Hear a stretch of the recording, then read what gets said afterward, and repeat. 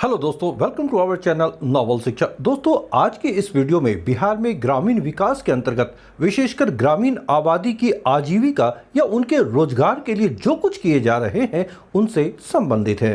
बिहार में ग्रामीण आबादी की आजीविका के संबंध में जीविका और मनरेगा कार्यक्रम की बेहद महत्वपूर्ण भूमिका है। अतः इन दोनों संस्थाओं से संबंधित जो भी प्रमुख तथ्य और आंकड़े हैं उसे यहाँ प्रस्तुत किया गया है। दोस्तों, इस वीडियो में प्रस्तुत समस्त तथ्य और आंकड़े बिहार आर्थिक सर्वेक्षण जो बिहार इकोनॉमिक सर्वे 2021-22 की है उससे लिए गए हैं। तो चलिए शुरू करते हैं। दोस्तों, बिहार जैसे राज्य में जहां 89% जी हां 89% आबादी ग्रामीण इलाकों में रहती है, रूरल एरियाज में रहती है, तो ऐसे में ग्रामीण विकास जो रूरल डेवलपमेंट है, ऐसा एजेंडा सभी विकास कार्यक्रमों में सबसे अधिक महत्वपूर्ण हो जाते हैं। यद्यपि बिहार की अर्थव्यवस्था में पिछले दशक में वृद्धि हुई है, किंतु यह वृद्धि अधिकांशतः द्वितीयक क्षेत्र यानी सेकेंडरी सेक्टर उद्योगों का जो क्षेत्र है वहां पर, और तृतीय क्षेत्र जो टर्शियरी क्षेत्र है यानी सेवा सर्विस सेक्टर जो है वहां पर दर्ज हुई है, और दोनों ही शहरी क्षेत्रों में अवस्थित होते हैं। दोस्तों, वर्तमान में बिहार सरकार ग्रामीण आबादी के आर्थिक और सामाजिक उत्थान के लिए अनेक कार्यक्रमों को संचालित कर रही है, और इनमें जीविका एक ऐसा ही कार्यक्रम है जो ग्रामीण आबादी की आजीविका संबंधी जरूरतों पर केंद्रित है। राज्य सरकार ग्रामीण परिवारों में खाद्य सुरक्षा हासिल करने के लिए जन वितरण प्रणाली पीडीएस का प्रबंध करती है। पीडीएस अर्थात पब्लिक डिस्ट्रीब्यूशन सिस्टम, जिसे हम लोग आमतौर पर राशन की दुकानें कहते हैं। ये ग्रामीण परिवारों के लिए खाद्य सुरक्षा मुहैया कराने का एक सार्थक कदम है। इसके अलावा रोजगार देने के लिए महात्मा गांधी राष्ट्रीय ग्रामीण रोजगार गारंटी योजना ये एक प्रमुख कार्यक्रम है जो मनरेगा के नाम से आज जानी जाती है। और इसके अलावा पेयजल, घर तक पथ संपर्क तथा ग्रामीण मलजल व्यवस्था के मुद्दों पर कार्य करने के लिए 7 निश्चय 1 और 7 निश्चय 2 इस प्रकार के प्रोग्राम आरंभ किए गए हैं। दोस्तों, बिहार में जीविका नामक कार्यक्रम ने हाल के वर्षों में ग्रामवासियों की आजीविका संबंधी जरूरतें पूरी करने के मामले में काफी सार्थक योगदान किया है। इसलिए आज जीविका के संदर्भ में संपूर्ण तथ्यों को जानते हैं। तो सबसे पहले ये देख लें कि वर्तमान में बिहार में 10.3 लाख यानी 10,30,000 से भी अधिक महिला स्वयं सहायता समूह हैं जिनके जरिए जीविका का क्रियान्वयन किया जा रहा है। जीविका के नाम से विख्यात जो संस्था है वह बिहार ग्रामीण आजीविका प्रोत्साहन सोसाइटी जो BRLPS यानी Bihar rural livelihoods promotion society के अधीन राज्य सरकार के ग्रामीण विकास विभाग के तत्वावधान में निबंधित यानी रजिस्टर्ड एक संस्था है। दोस्तों, आज जीविका नामक संस्था बिहार के ग्रामीण विकास में मुख्य भूमिका निभा रही है। इसकी शुरुआत कब हुई थी? याद रखें, इसकी शुरुआत वर्ष 2006 में 5 प्रखंडों में की गई थी जो आज राज्यव्यापी आंदोलन में रूपांतरित हो गई है।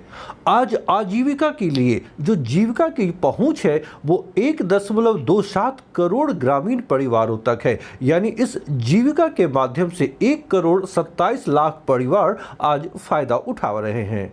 जीविका का मुख्य उद्देश्य क्या है? तो याद रखें, इसका उद्देश्य है ग्रामीण परिवारों का सामाजिक और आर्थिक यानी सोशल एंड इकोनॉमिक दोनों तरह से सशक्तिकरण करना, उसे सबल बनाना।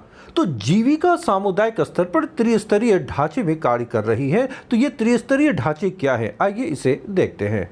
पहला है टोला स्तर पर स्वयं सहायता समूह जो सेल्फ हेल्प ऑर्गेनाइजेशन है वो, दूसरी है ग्राम स्तर पर ग्राम संगठन विलेज ऑर्गेनाइजेशन, और तीसरी है संकुल स्तर पर संकुल स्तरीय संघ CLF अर्थात क्लस्टर लेवल फोरम। इसी त्रिस्तरीय ढांचे में आज जीविका सफलतापूर्वक कार्य कर रही है।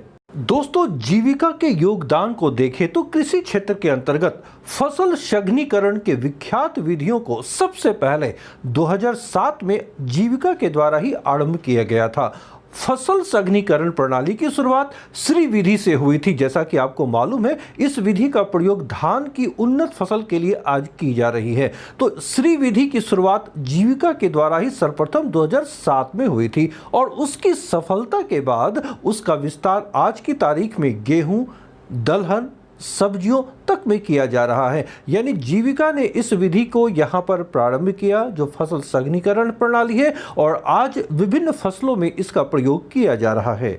दूसरी ओर सुदूर ग्रामीण इलाकों में कार्य करने वाले उद्यमियों के लिए आपूर्ति श्रृंखला को मजबूत बनाने के लिए किफायती मूल्य पर सभी प्रकार की उपभोक्ता सामग्रियों की बिक्री हेतु जीविका के द्वारा थोक बाजार, जी हां, होलसेल मार्केट की स्थापना की गई है जो ग्रामीण बाजार के नाम से जानी जाती है। तो याद रखें, ग्रामीण बाजार के नाम से होलसेल मार्केट जो थोक बाजार है वो जीविका के द्वारा ही स्थापित की गई है। तो आज कितनी संख्या में ये ग्रामीण बाजार मौजूद हैं? तो आज राज्य में 61, जी हां, 61 ग्रामीण बाजार कार्य कर रहे हैं जिसकी स्थापना जीविका के द्वारा की गई है।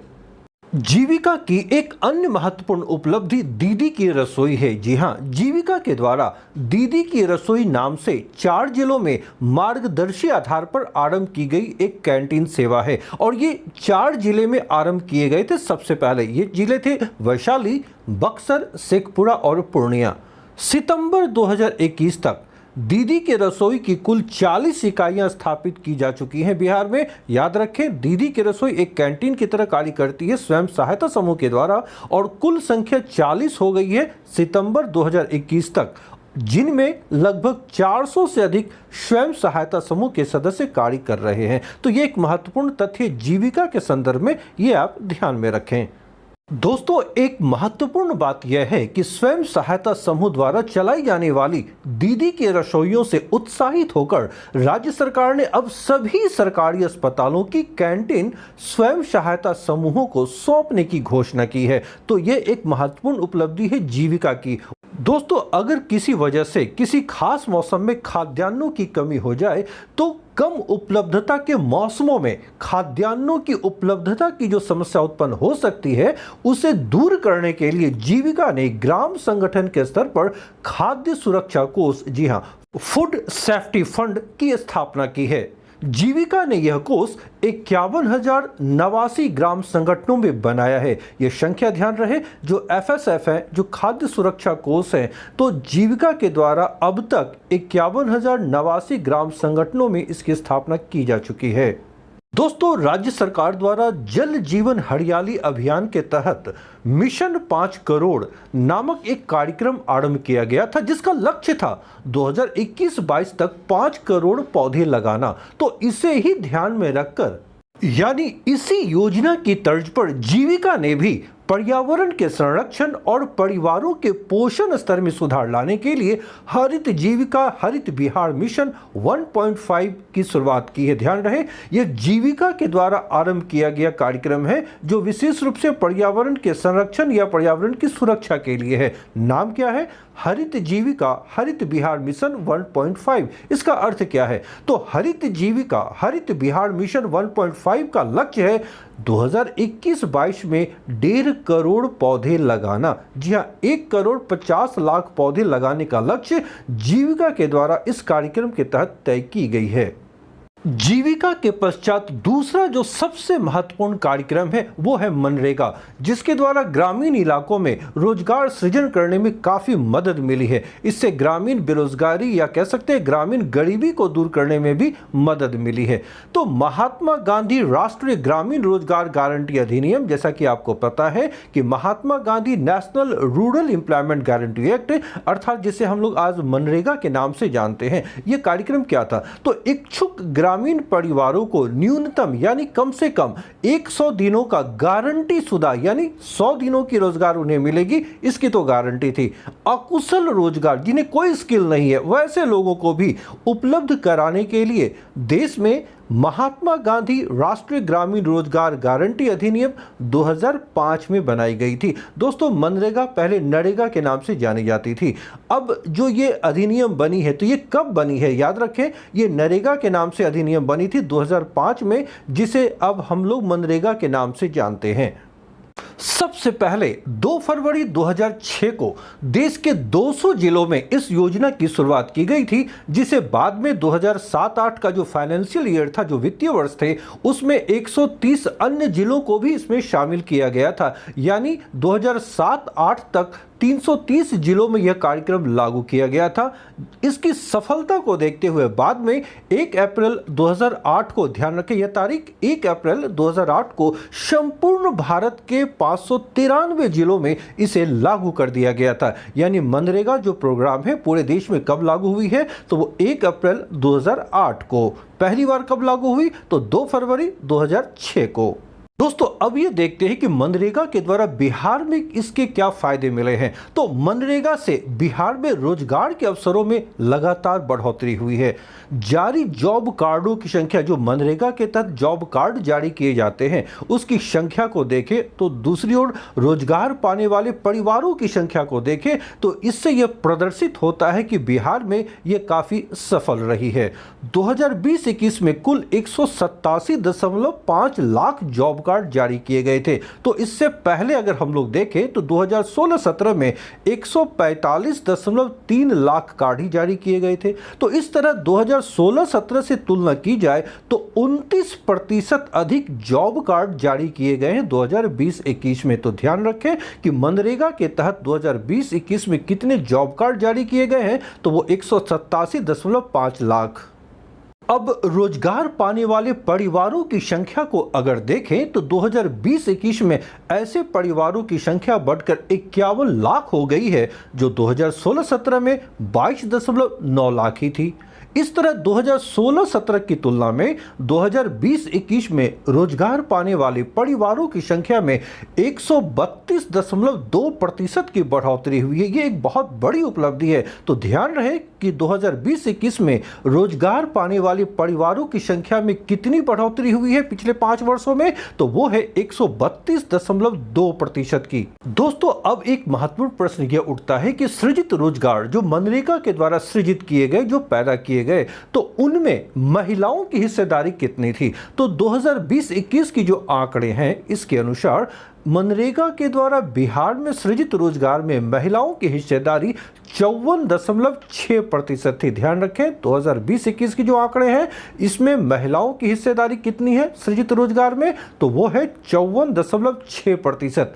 जबकि इससे पहले 2016-17 में यह हिस्सेदारी मात्र 43.7% थी।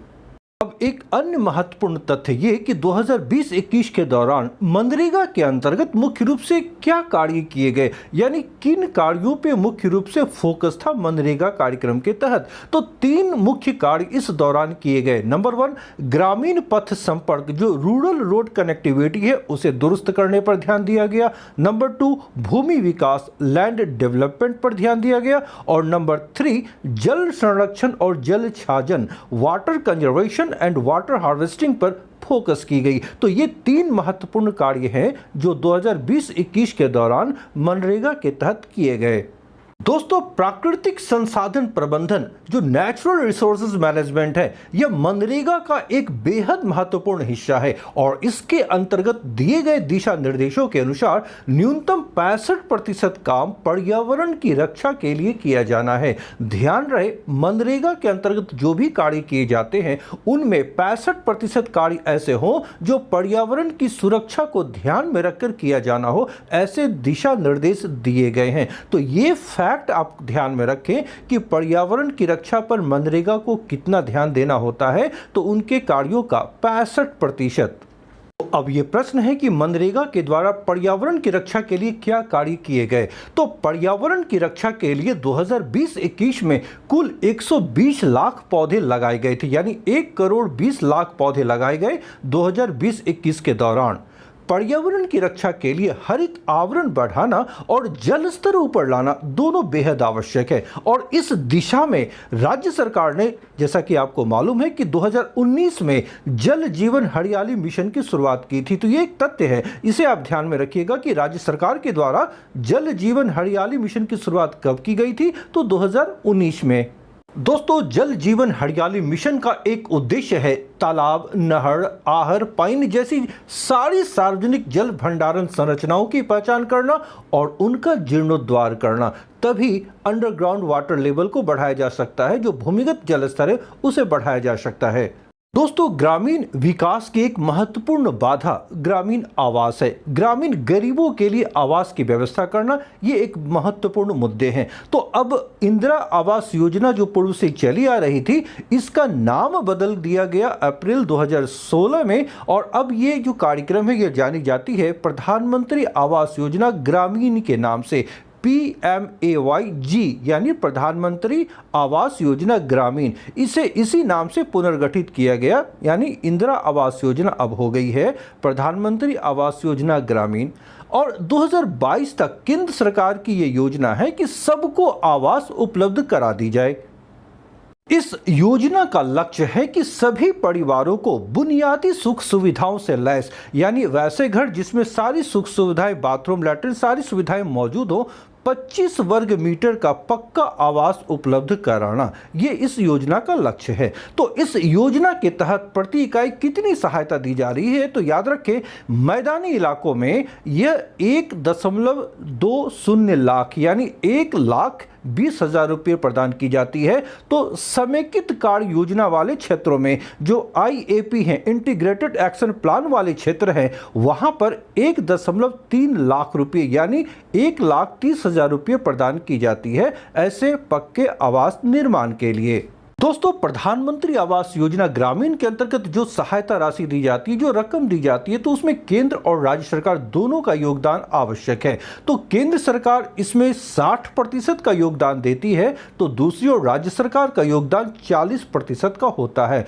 यानी 60:40 के रेशियो में योगदान दी जाती है इस योजना में पक्के मकान के निर्माण के लिए केंद्र और राज्य सरकार के मध्य। दोस्तों, राज्य सरकार के द्वारा भी भूमिहीन और गृहविहीन परिवारों को जमीन उपलब्ध कराई जा रही है। तो बिहार का कौन सा ऐसा विभाग है जो ये कार्य को संपादित करती है, तो याद रखें बिहार सरकार के राजस्व एवं भूमि सुधार विभाग द्वारा यह महत्वपूर्ण कार्य किया जा रहा है कि भूमिहीन और गृहविहीन परिवारों के लिए रिहायशी जमीन उपलब्ध कराई जा रही है। बिहार में ऐसे गृहविहीन परिवारों को रिहायशी जमीन उपलब्ध कराने के लिए बसेरा नामक अभियान चलाया जा रहा है। ध्यान रखें, यह अभियान है बसेरा, और इसके अंतर्गत राज्य सरकार 2 महत्वपूर्ण योजनाओं को क्रियान्वित कर रही है या उसे संचालित कर रही है, लागू कर रही है। पहली योजना महादलित विकास योजना और दूसरी है गृह स्थल योजना। ये दोनों योजनाएं हैं ग्रामीण गृहविहीन परिवारों को भूमि उपलब्ध कराने के लिए। दोस्तों, यह एक स्वाभाविक सा प्रश्न है कि ऐसे कितने लोग हैं जिन्हें यह भूमि उपलब्ध कराई गई है। तो 2020-21 के जो आंकड़े हैं, तो इसके अनुसार बिहार में भूमि वितरण के तहत लाभार्थियों की संख्या, यानी वैसे लोग जिन्हें भूमि प्रदान की गई है, उनकी संख्या 92.9 हजार हो गई है, यानी 92,900 लोगों को भूमि प्रदान की गई है। तो 2016-17 में ऐसे लाभार्थियों की संख्या कितनी थी, तो उस समय ऐसे लाभार्थियों की संख्या 32,000 थी। तो इस तरह पिछले 5 वर्षों में लाभार्थियों की संख्या को देखें तो इनमें 138.1% की बढ़ोतरी हुई है। तो ये एक महत्वपूर्ण आंकड़े हैं और कह सकते हैं कि राज्य सरकार की एक महत्वपूर्ण उपलब्धि भी है कि अधिकांश भूमिहीन लोगों को आज भूमि उपलब्ध कराई जा रही है। दोस्तों, वीडियो में प्रस्तुत समस्त आंकड़े आगामी 67th BPSC PT और CDPO एग्जाम के लिए बेहद महत्वपूर्ण हैं। अपनी क्वालिटी प्रिपरेशन के लिए इस चैनल पर मौजूद समस्त वीडियो को आप ध्यान से देखें। ये PT के साथ साथ मेंस के लिए भी बेहद उपयोगी हैं। अगर आपको ये पसंद आ रहे हैं तो दोस्तों आप इसे लाइक करें, दोस्तों के भी शेयर करें, और अगर आप नए हैं तो चैनल को सब्सक्राइब अवश्य कर लें। साथ ही साथ बेल आइकन को भी प्रेस करें ताकि हमारे समस्त वीडियोज़ के नोटिफिकेशन आपको सबसे पहले मिल सके। मिलता हूँ नेक्स्ट सेशन में। Till then, bye.